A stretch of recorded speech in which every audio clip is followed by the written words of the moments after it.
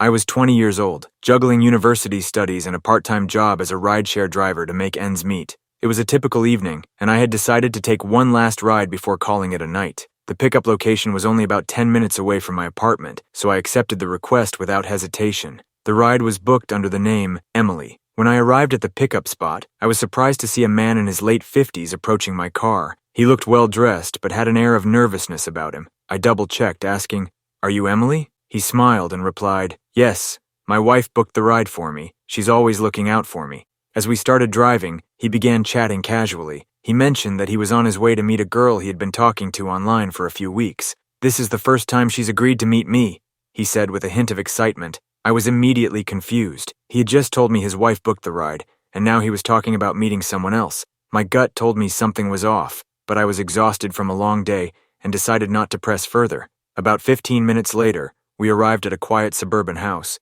A young girl who couldn't have been more than 15 or 16 years old was waiting outside. She looked uneasy, fidgeting with her phone and glancing around nervously. My stomach dropped. I pretended to be waiting for another ride, parking a short distance away so I could observe what was happening. The man got out of the car and approached the girl. She seemed reluctant, taking a step back as he gestured toward the house.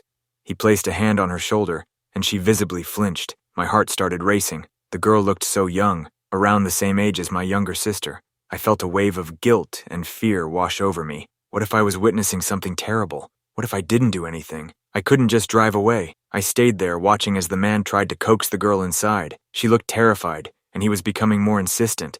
My hands were trembling as I grabbed my phone and dialed the police. I explained the situation, giving them the address and describing the man and the girl. The dispatcher assured me that officers were on their way. As I waited for the police to arrive, I kept my distance but made sure the girl was still in sight. The man eventually managed to get her inside the house, and I felt a knot tighten in my chest. I kept thinking about my sister and how I would feel if she were in a situation like this.